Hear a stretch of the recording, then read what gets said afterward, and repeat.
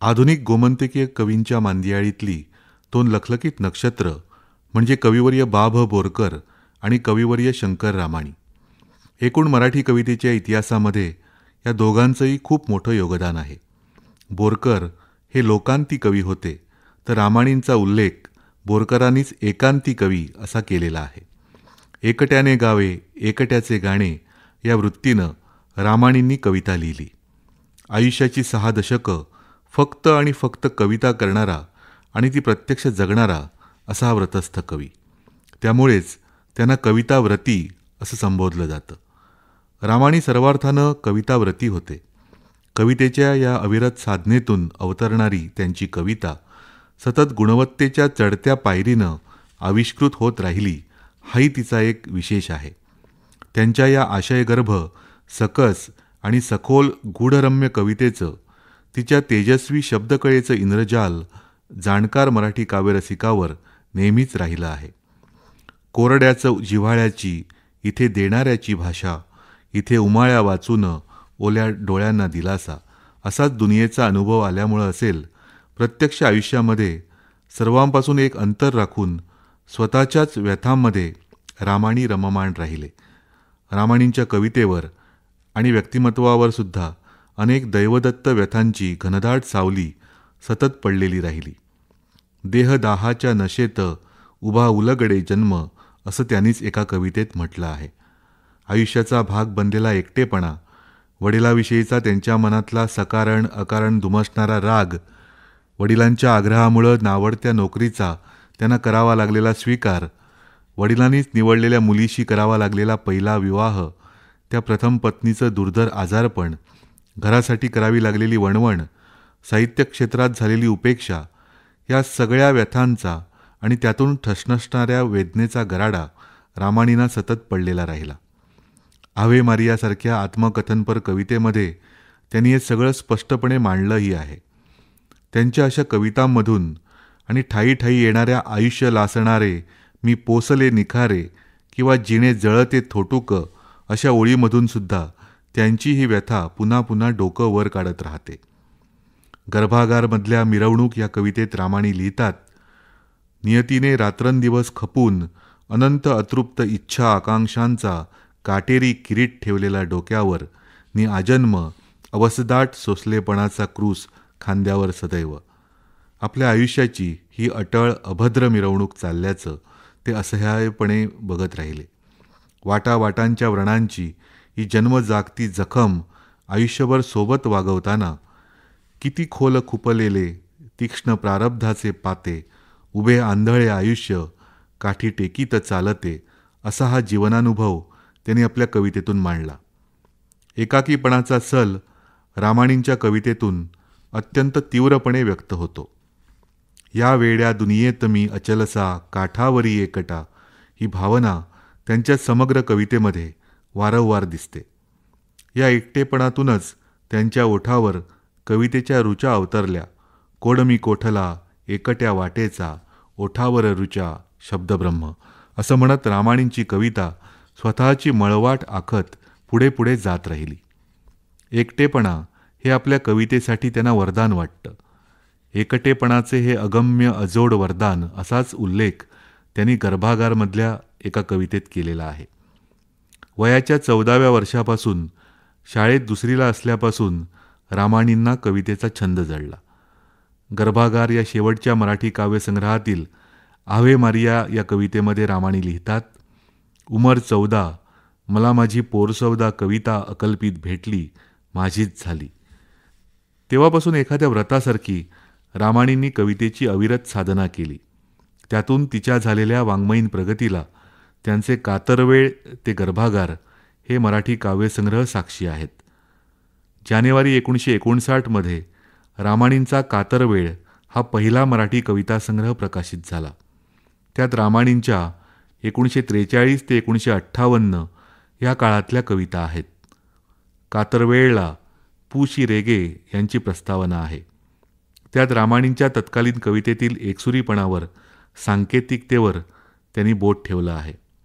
पण पुढे 31 ऑक्टोबर 1960 पणजीत संध्याकाळच्या वेळेला पोलीस ग्राउंडवर फुटबॉलचा सामना बघत असताना अचानक अंधारात फिटे विराट विश्वविरते निस्तब्धता लेवुनी ही कविता आपल्याला आल्याचं आणि तिनं आपल्या कवितेला वेगळी कलाटणी दिल्याचं रामाणींनी नोंदवून ठेवलेलं आहे.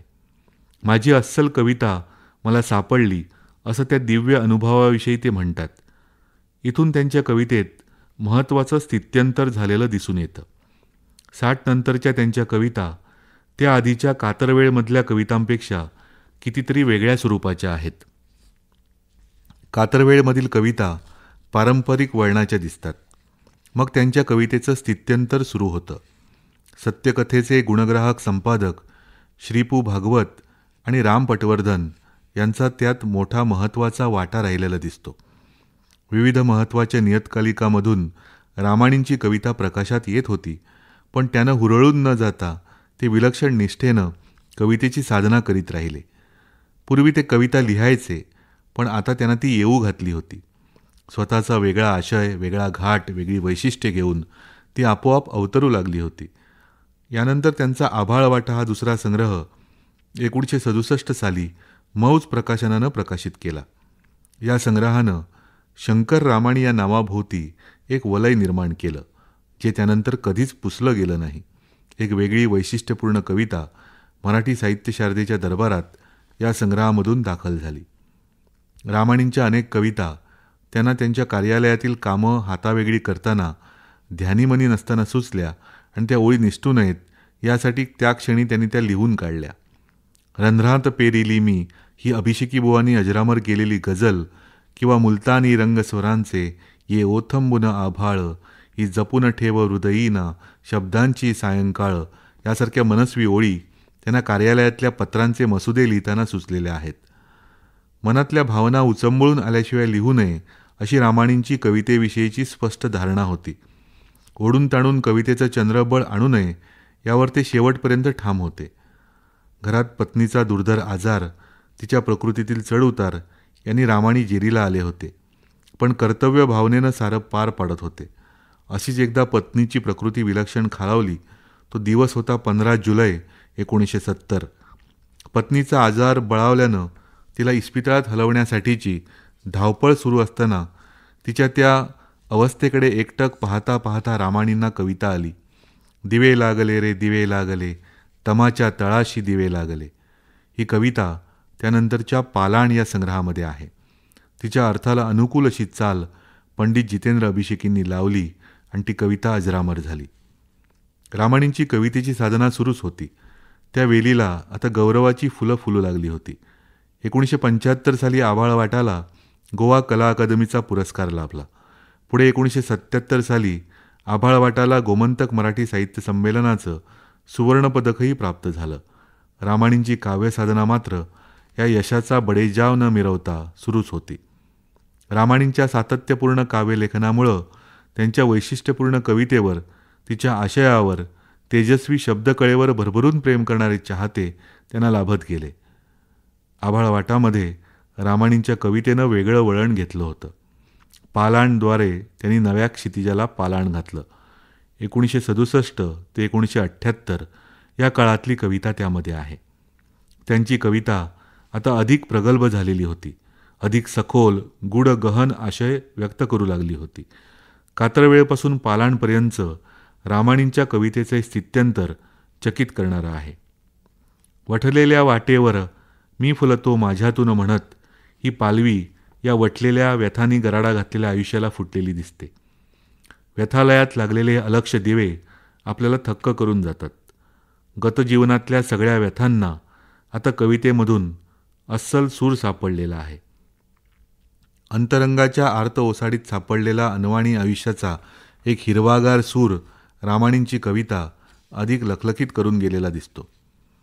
1981 साली पालाणला गोवा कला अकादमीचा पुरस्कार लाभला.